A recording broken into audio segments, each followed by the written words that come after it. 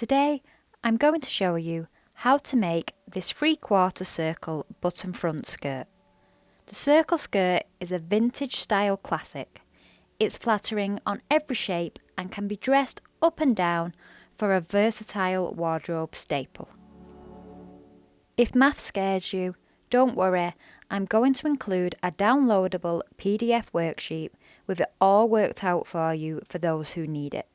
For those who like to do the sums themselves, I'll talk you through the process of getting there. So let's begin. First, we need a little understanding of what a circle skirts are. The most popular is the full circle skirt, so this is a singular circle where the inside is the measurement of your waist.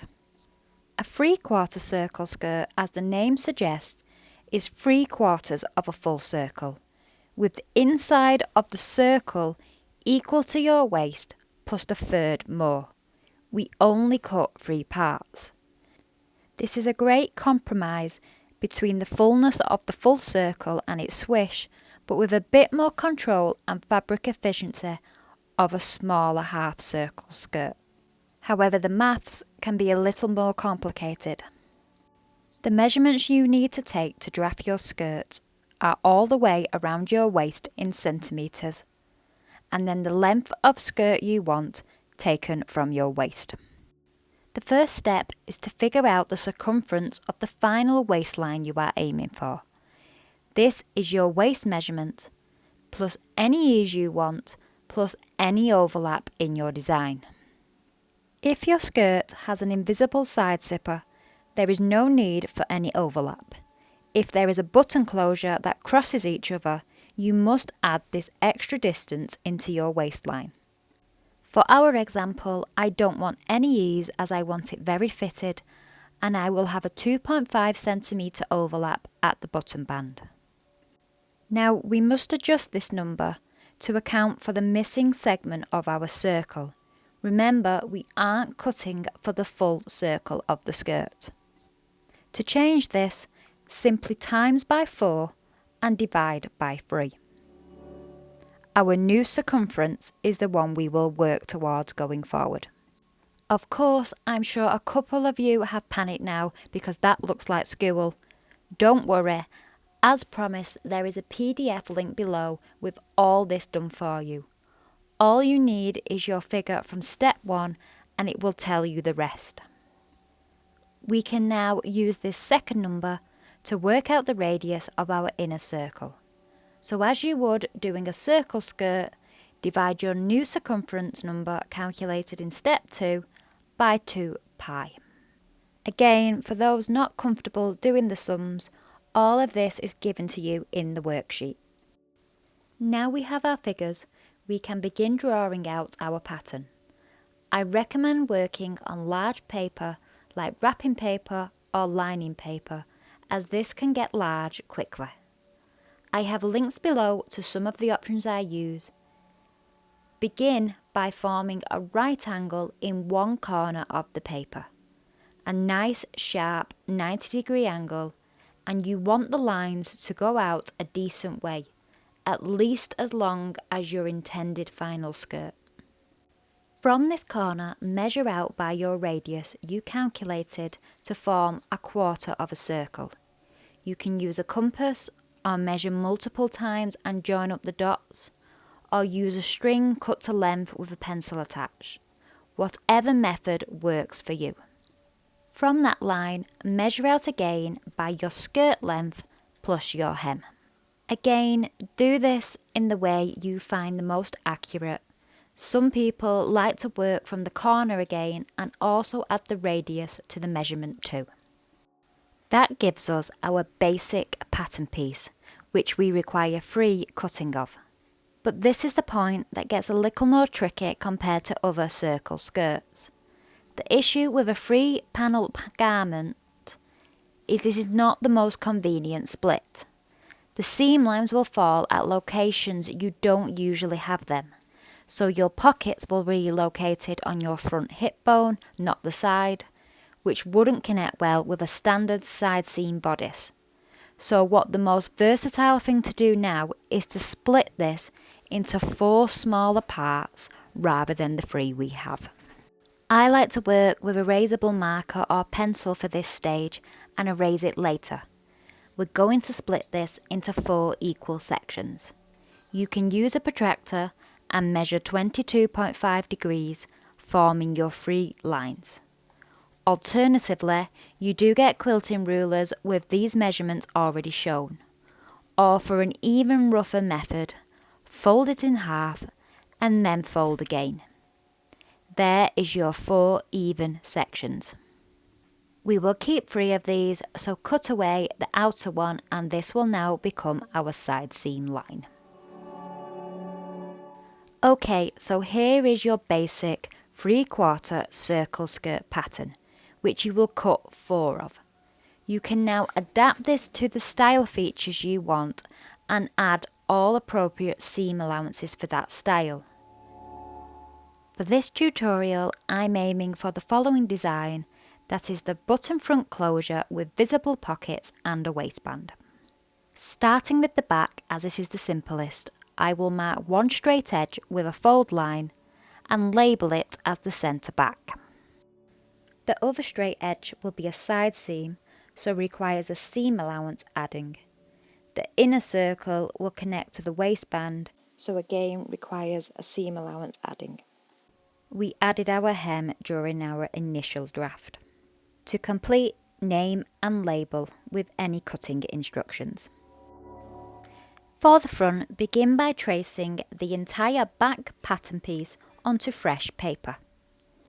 Label the straight edge that had the fold on as the centre front and then extend out by 1.5 inches. The grain line for this piece runs in line with the centre front edge. Add any labels you need. I want pockets on my skirt. You can skip them completely or go for an invisible side seam pocket as an alternative option. I have a video tutorials below on this for you to check out. I want a visible pocket with shaping, and I find the best way to do this is to draw it on my skirt front how I want it, then trace it out onto fresh paper when done. Remember to copy the grain line when you trace. Your pocket will be made up of 3 parts. The pocket bag, which you'll cut 4 times. This is the largest we traced. The smaller section needs duplicating and we will adjust each differently. First, the pocket opening template needs 1 centimetre removing from the curved edge. We don't cut this from any fabric, but use it to draw a stitching guide onto our skirt front later. Secondly, form the pocket facing. This is the section of fabric visible from the outside to match your main fabric. Extend the curved edge a good 6 centimetres, following the pocket shape of the bag. Finally, we add a waistband. My waistband is 1 inch thick with a 1/2 inch seam allowance. Cut double, so I have an outer and inner band. This means a 3 inch wide rectangle and the length is equal to my waist measurement plus the 1 inch overlap, plus 1/2 inch seam allowance at either end. Label up your pattern piece. Our final full pattern looks like this. Ensure everything is labelled and has grain lines. As a final step, add notches to the pattern to allow you to accurately match up the connecting seams. For fabric, I am using this 100% wool in a herringbone pattern in this pinky purple colour. It has lots of drape but is still structured enough for the pockets. For the lining, I have this matching 2-tone acetate. I will be using the purple side as the visible. I'm not a huge fan of acetate lining, but it will stop the wool itching my legs. Cutting circle skirts can be hard with regular width fabric. Usually you need to fold the fabric in half from selvage to selvage, not lengthways, as you usually would. Cutting flat also increases the length of skirt you can achieve. Either way, using fabric with no pattern or 2 directions for pattern really reduces the fabric requirements. I usually don't cut my waistband till it is required in construction so that I can measure my physical skirt and confirm the measurement is as intended. I can make adjustments to suit my comfort at that point. For thread, I wanted to match, but since this is a two-tone fabric, it was always going to stand out. I narrowed it down to 2 options. Always look at a single strand of thread, not the full roll, to colour match. If you have limited thread in a matching colour, reserve this for details like top stitching and hems, and use a close or neutral colour like a cream or grey for invisible seams like the side and internal pockets. Once you cut your skirt panels, you should immediately stay stitch the top curve before you do anything else. This is a line of straight stitches in the seam allowance that prevents the fabric from stretching out as it has been cut on a curve. Always work in a symmetrical fashion for the best results. So for the back, work from the centre back to the side seam rather than across in one long run. Generally, instructions tell you to use a longer stitch length for this step, but I find I get a cleaner finish using a regular stitch length.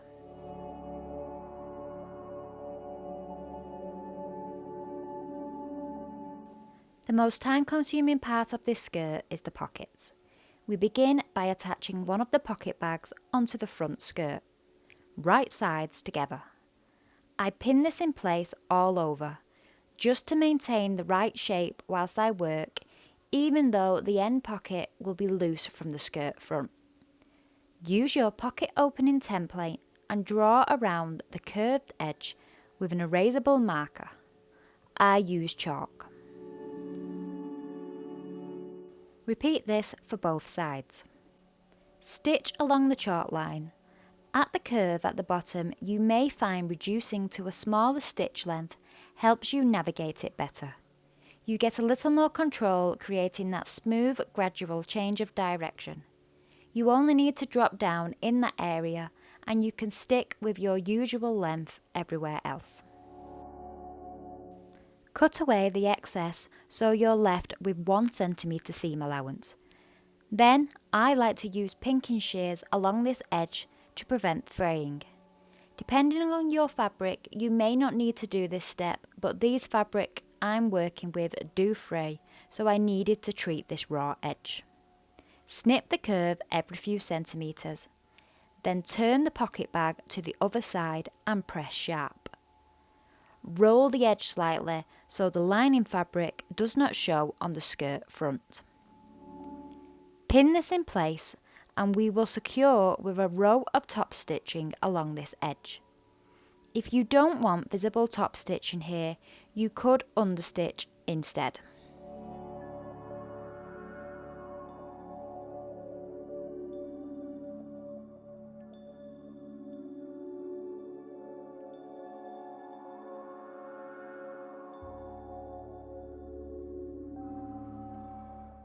So if we look now, we can see that all the raw edge is locked inside the top stitching, so no fraying is taking place inside the skirt.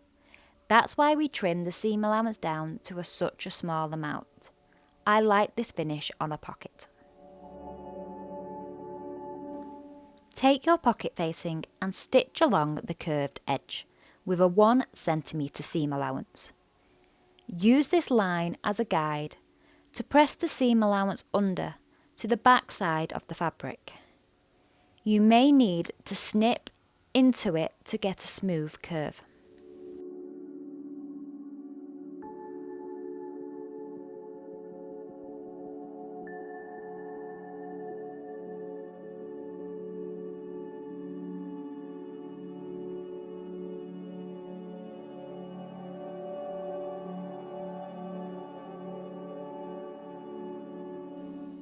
Place this over the remaining pocket bags on the right side of the fabric, aligning the side and top edge. We will be attaching this by stitching around the exterior edge of the facing. You can do this with it pinned if you are comfortable. I prefer to hand baste the fabric in place first, as the lining fabric shifts easily during sewing.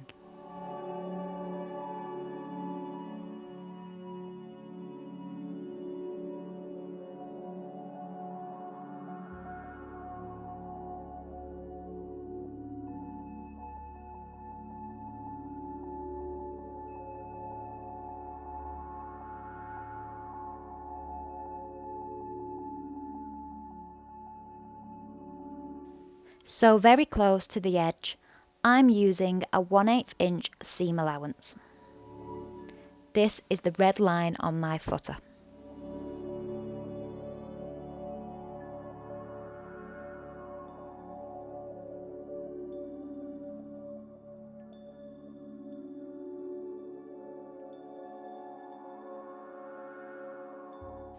The pocket bag with facing attached will be placed behind the skirt front. Check now that none of the lining fabric is visible when you align it to its final position.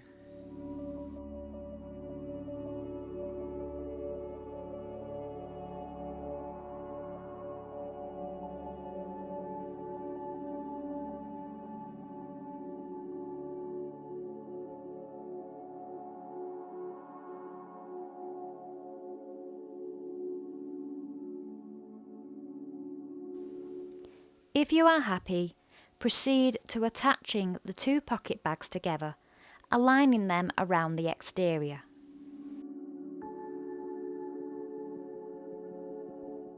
Ensure you have no pulling or warping and it lays flat. Check from the front again. You can also use your front skirt pattern to confirm it is correctly placed, as it will match the initial shape.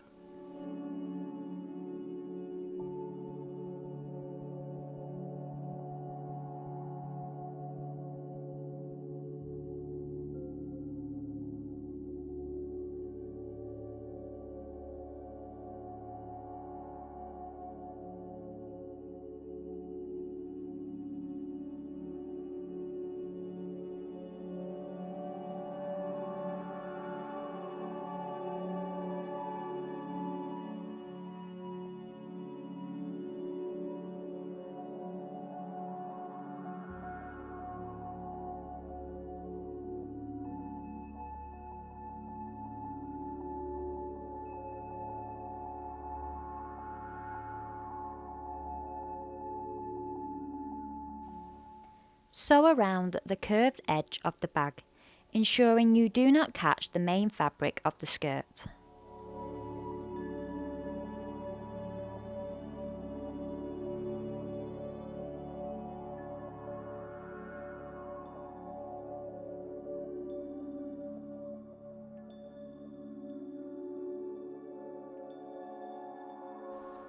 Finish this raw edge as you prefer.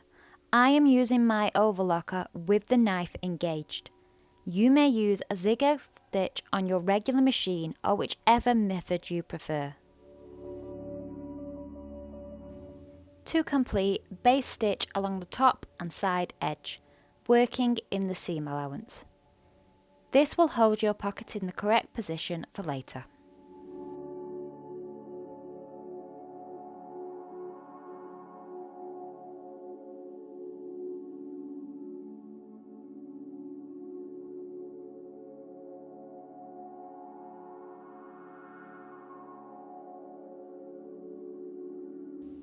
You are left with front panels with pockets in like so.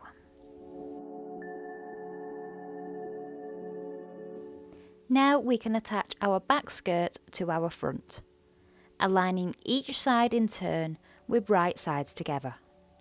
Match all notches you placed on your pattern first. Sew this up with a 1/2 inch seam allowance.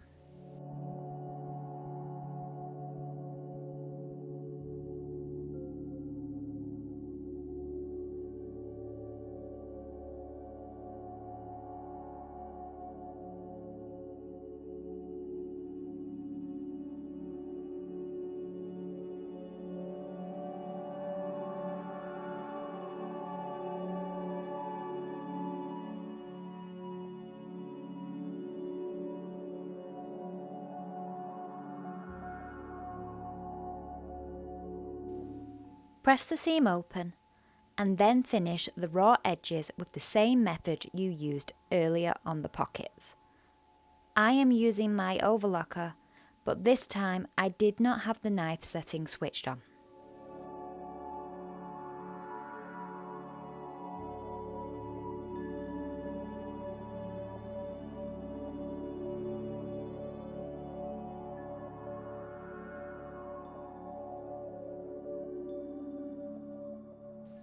The lining of the skirt is put together by aligning the side seams of the front and back, right sides together, then sewing with a 1/2 inch seam allowance. Press your seams and finish the raw edges as we did on the main fabric. This layer is then aligned to the waistline of the main fabric, wrong sides together. Match all critical points like the centre back, fronts and side seams. Then sew all the way around, beginning from the back to the front, leaving a 2-inch gap at each centre front.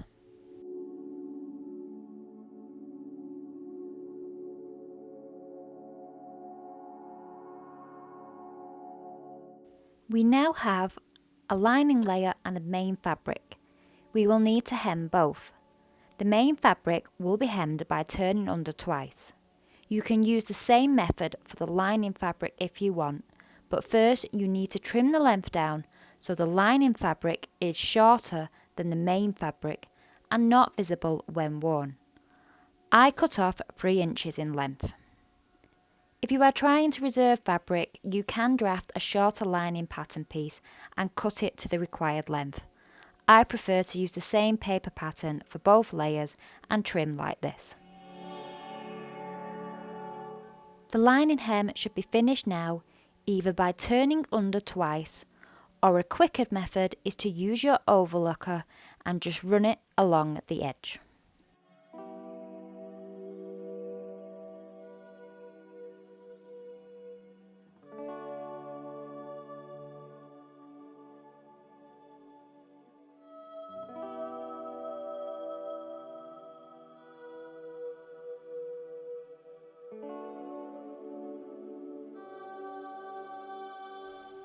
On the wrong side of your fabric, draw a line 1.5 inch from the front edge with an erasable marker.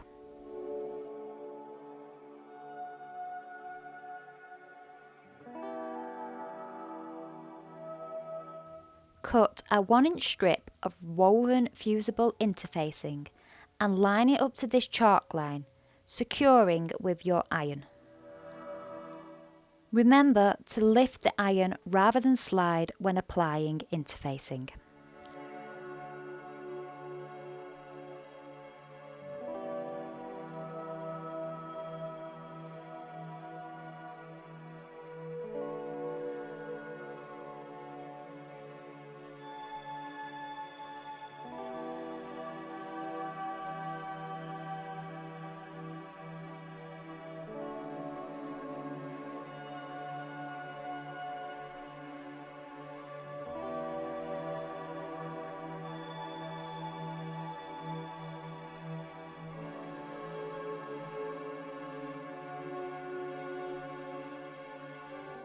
Press under the 1/2 inch seam allowance, using the other long edge of the interfacing as a guide.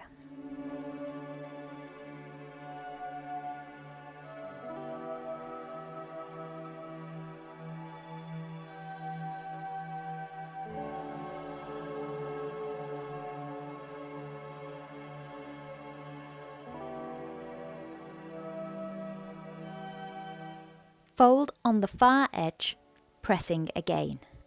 The raw edge will be sandwiched inside with the interfacing, leaving a 1-inch thick panel.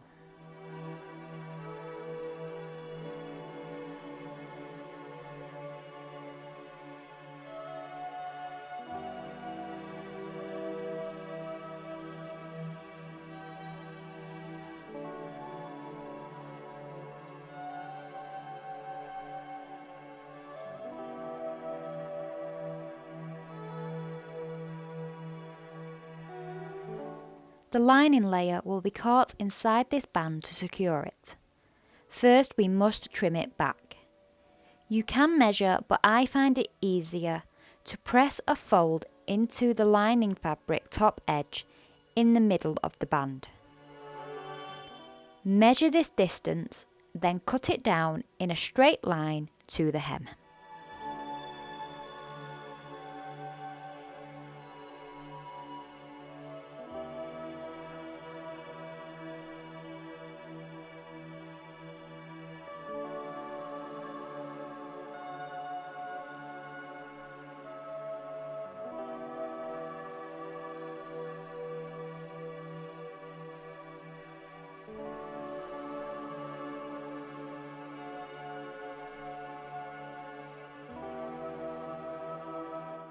Unfold the band, then place the lining inside.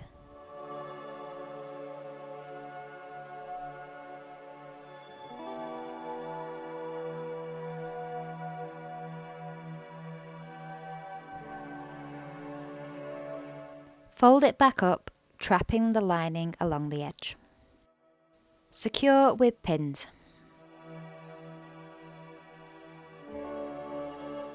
Once again, you can sew with pins, but I like to hand baste this in place. This area now has 3 layers of wool, an interfacing layer, and a layer of slippery acetate lining. You don't want movement creating bumps as you go and ruining the neatness of the front edge of your skirt that will be highly visible when worn. Mistakes in this area are hard to disguise.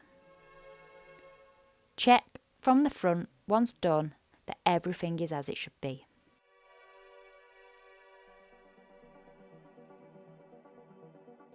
Repeat this process in full for the other side. Then sew both along the inner folded edge, working from the outside of the skirt. I used a 1-inch seam allowance as a guide. Ensure for both sides you sew from waist to hem.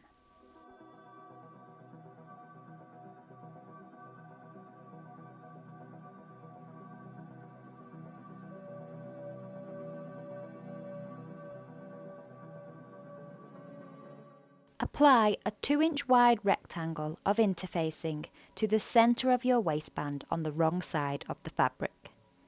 Leave a 1/2-inch gap on the short sides for the seam allowance.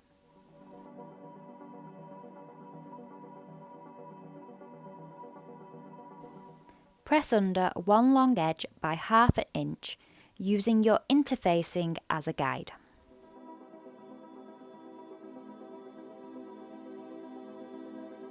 Fold in half on the short edge, right sides together. Remember, you have just folded up one side only by 1/2 inch, so the unfolded side will extend by 1/2 inch longer. Use notches to help you if you need.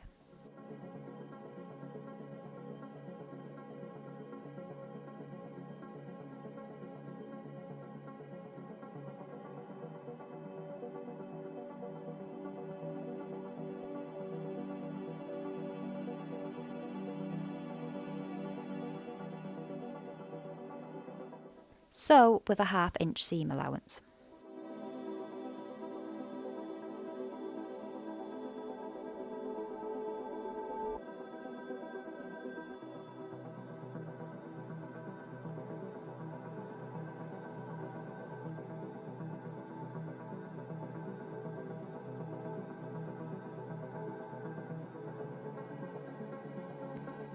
Cut the corner and then turn the waistband the correct way round, pushing out the corners sharp. Use your iron to press the full length of the waistband, continuing that halfway fold.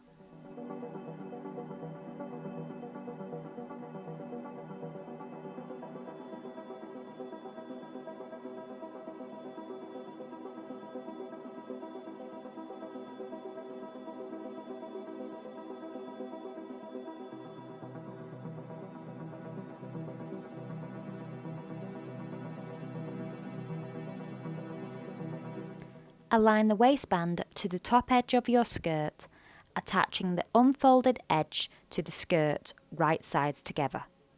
Match the front edges and the midpoint, and distribute the fabric evenly between these points.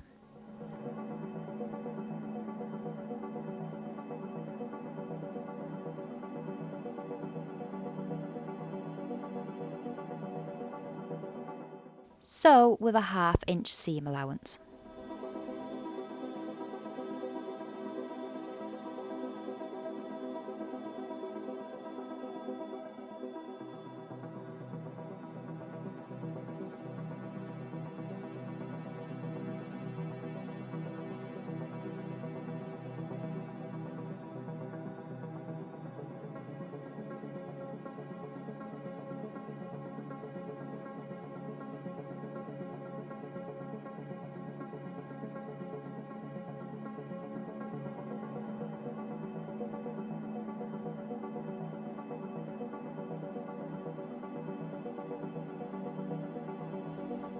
Fold the waistband over, aligning the free edge to the stitch line just made and pinning. You can fix this in place by stitching in the ditch from the front for an invisible finish. I prefer to secure my inner waistbands by hand stitching though. I find it a neater, invisible finish that gives me more control over the fabric.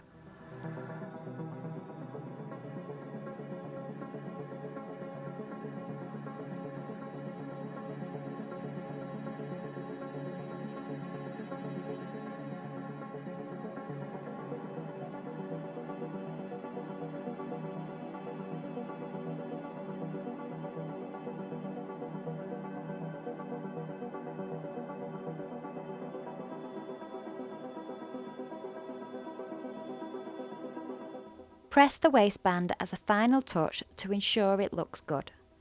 You can see here inside how the lining layer is secured fully within, no raw edges showing.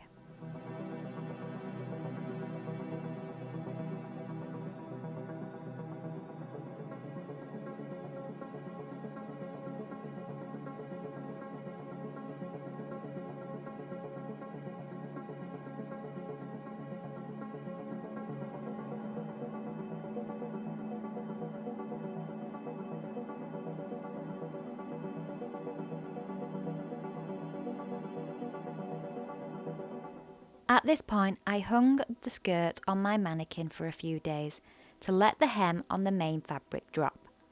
I pinned up the button bands together where the buttons would eventually be whilst it hung. To my surprise, the fabric didn't drop at all and I didn't need to trim anything off the length to level it. I used my one-step buttonhole stitch on my machine to place the buttonholes in my skirt, spreading them evenly down the length. Always do practice buttonholes to check the fit is correct before doing them on your actual garment, and never start with a visually prominent button.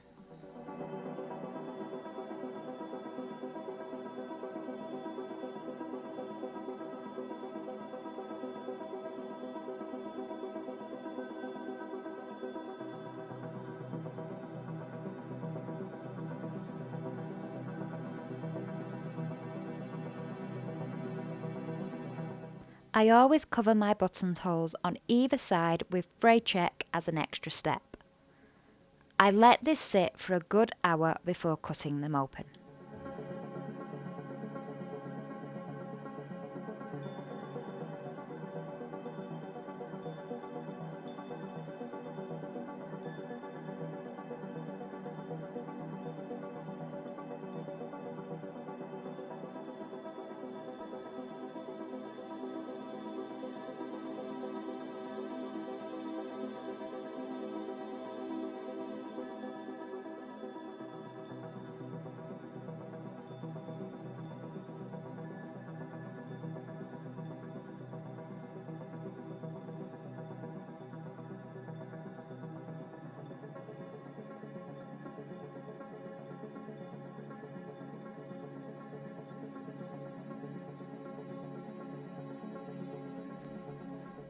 To cut them open, I use a craft knife, pressing down straight.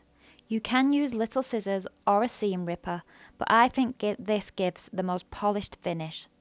Plus, you have more accuracy. I sewed the buttons on by hand.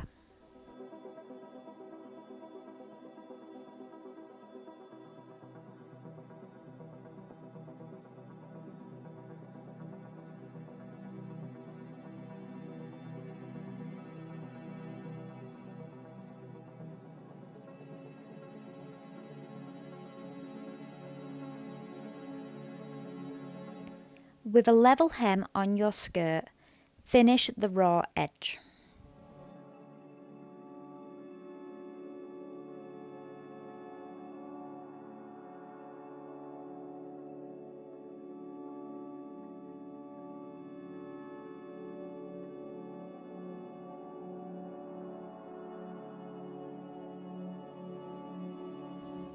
Press under by 1 centimetre. When you hem a circle skirt, you have a larger edge to the point you fold it back to. As a result, you get a warped look if you're not careful. There are several tricks and tips to reduce this, but the easiest way is to keep your hem as narrow as possible. Don't roll it twice unless you do a baby hem, and stitch it by hand. But either way, the pressing is the most crucial step. I use a herringbone catch stitch on my hems. They are completely invisible from the front, but allow the skirt hem some very gentle ease from side to side. This allows them to settle without warping, and the skirt hangs nicely. I won't go into detail here on how to do them, but allow you to watch a couple and see the result. Videos dedicated to stitch types are available, and I'll be adding more soon.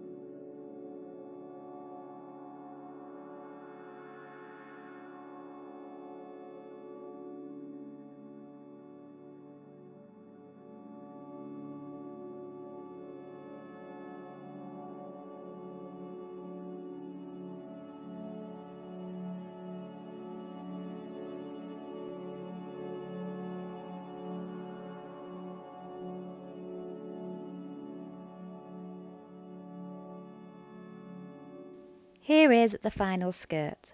It's full and has plenty of swish. It really has that vintage feel to it, but it also is such a classic, simple skirt that you can wear it with lots of things.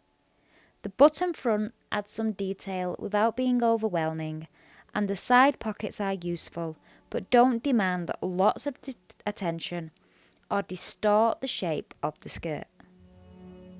Also, take your time to pattern match your fabric when you cut because it pays off. Look at them straight lines. If you have enjoyed today's video, please hit thumbs up and subscribe if you want to see more. I post sew-alongs and tutorials like this for all levels of sewing enthusiasts, and I would love to see you around. Happy sewing!